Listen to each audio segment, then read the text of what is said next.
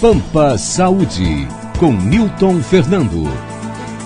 Rádio Pampa, Pampa Saúde. No nosso programa você participa por e-mail, ouvinte@pampa.com.br. A sua ideia, a sua sugestão, participe somente por e-mail, ouvinte@pampa.com.br. No nosso Pampa Saúde aqui da Rádio Pampa, sugestão de ouvinte.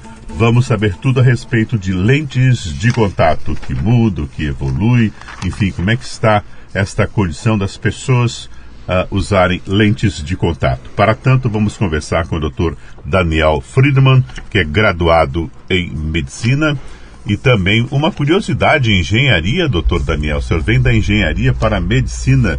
Ele que é médico formado pela nossa Universidade Federal do Rio Grande do Sul, claro, oftalmologista, residência no Hospital de Clínicas aqui de Porto Alegre, membro do corpo clínico da nossa querida Clínica Lavinsky, aqui de Porto Alegre, e que atua também na equipe de transplante do Conselho de Ética Médica do Hospital do Banco de Olhos aqui do Rio Grande do Sul.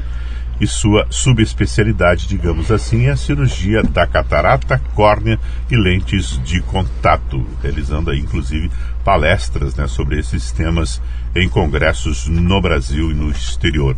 Com todo esse currículo, que me chamou a atenção essa história do senhor estar vindo da engenharia primeiro, né? Não era o que queria? Se formou em engenharia e depois foi para a área médica? Primeiro é um prazer estar aqui com você, atendendo ao seu convite. Eu primeiro estou à disposição, qualquer questão sobre lentes de contato que eu puder ajudar. Certo. Vou procurar responder da melhor forma possível. É verdade, eu saí da área da engenharia, eu fiz engenharia civil na Universidade também Federal do Rio Grande do Sul, e na época que eu concluí o curso, nem os meus professores tinham trabalho na área de engenharia. Hoje as coisas mudaram muito, claro. Você vê há quanto tempo faz. Mas o interessante, é uma coisa que eu jamais poderia imaginar, é que os conceitos que a gente usa dentro da engenharia, muitos deles nós usamos dentro da minha subespecialidade, que é córnea, especificamente. Certo. Já fazendo um pouco de poesia, o senhor ajuda a construir bons olhares. Seja bem-vindo. Muito obrigado. Dr. Daniel Friedman, ao nosso programa. O uso de lente de contato, que ganhou popularidade aí ao longo das últimas décadas, parece que são mais de 130 milhões de pessoas no mundo usando. A lente de contato surgiu como e por quê? Como uma necessidade, como uma vaidade?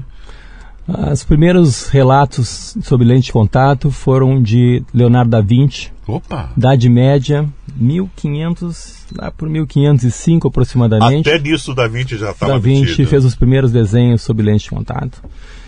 Mas as primeiras lentes foram produzidas na Alemanha, bem depois, por volta de 1800. Certo. E isso vem vindo um desenvolvimento grande, porque a indústria tem um grande interesse e há uma grande demanda por parte das pessoas. E logo se viu que as lentes de contato têm pode ajudar os indivíduos de muitas formas. Uhum. Então é uma indústria crescente e com certeza existe um interesse muito grande das pessoas nesse assunto. Havia uma certa dificuldade antes das pessoas em algumas profissões de serem aprovadas porque usavam óculos, né? Porque não podiam usar óculos, inclusive também atletas profissionais e tal, e a lente veio dar uma solução para essa questão também, né, doutor? Com certeza é uma das soluções, junto com a cirurgia refrativa. O pessoal da aeronáutica não podia usar óculos. Né? Com certeza. Junto com a cirurgia refrativa, as lentes de contato têm atuado nesse sentido, com certeza. A correção de grau é possível em todos os graus? Boa pergunta. Acertei uma. A gente nunca fala sempre nem nunca em medicina. Certo. Então, mas assim, a princípio sim. A princípio é possível resolver correção de grau em praticamente todos os casos. Inclusive para a famosa vista cansada, que antigamente não podia. No meu tempo que eu tentei usar lente, ainda não era possível. Parece que já evoluiu. Existe lentes de contato para presbiopia. Nós chamamos vista cansada de presbiopias. Sim. Sim, já existe. Nós temos lentes de contato para presbiopia. E uma coisa que realmente aqui no nosso meio ainda não existe, mas já existe no mundo, são as lentes tóricas para quem tem presbiopia, para quem tem vista cansada. Ou seja, quem tem astigmatismo e vista cansada, hoje também pode ser tratado com lentes de contato gelatinosas. Mas no Brasil, infelizmente, nós não temos ainda. Rádio Pampa. Ainda não chegou. Não. A história da lente para longe e para perto, para Para nós longe e para perto. Não, para longe e para perto nós temos. Na maioria dos casos, nós conseguimos tratar. Em muitos casos, nós conseguimos para tratar. Foco e não foco. Nós para o leigo conseguimos entender. Mas há muito tempo já se trata presbiopia Sim. com métodos alternativos. Por exemplo, nós podemos chamar de monovisão, ou seja, um olho para longe e um olho para perto. Isso faz há muito tempo. E presbiopias, pessoas que têm por volta dos 40, 45 anos, começam com presbiopia, muitas vezes tem uma reserva que nós podemos tratar essa reserva inicial já corrigindo o grau. Muitas vezes essas pessoas têm algum grau e não são corrigidas, estão muito bem para longe. Certo. Então a gente trata esse grau, elas não pioram para longe e começam a melhorar para perto. Isso no começo. Tem muitos casos que a gente resolve assim. Depois vai se adaptando. Aí chega aos 45, 50 anos, e aí já começa a ter o problema da presbiopia. Mas existe sim lentes de contato apropriadas para isso. Mas muitas vezes nós tratamos essas pessoas com monovisão. Ou seja, um olho para longe, um olho para perto. Muitas pessoas conseguem se adaptar com isso. É o que se fazia. Não é fácil, né? É o que se fazia antes de surgirem as lentes multifocais. E a tendência realmente é usar multifocais. O problema das lentes multifocais é que muitos pacientes se queixam da qualidade da visão. Porque como é que funcionam as lentes multifocais? Elas dividem a luz. Uma parte vai para longe, uma parte vai para perto. Então, muitos pacientes podem se queixar de que diminui a qualidade. Ou tem pessoas que acham ótimo, tem pessoas que acham que não é tão bom. Depende de cada indivíduo. Muito individual, né? Então, algumas pessoas podem se queixar da qualidade de visão. Então, nós fazemos um balanço. Ou seja, às vezes uma multifocal para longe e uma lente monofocal para perto no outro olho. Às vezes uma multifocal um pouco hipercorrigida para longe. Então a gente mexe muito. Então o oftalmologista tem um papel importante nesse tipo de adaptação.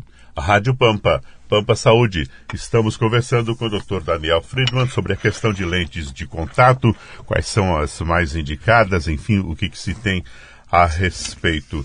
Nessa questão de adaptação, enfim, fugindo um pouco, há uma probabilidade da própria pessoa, do cérebro, por exemplo, ir se adaptando e conseguir ver com um olho um tipo de visão mais para perto e o outro não, doutor? Primeiro nós sempre consideramos esse tipo de adaptação mais delicado. Né? Então ele é mais exigente. A princípio vai tateando, depois quando vê, opa, já estou vendo e não percebo. Tem muitas...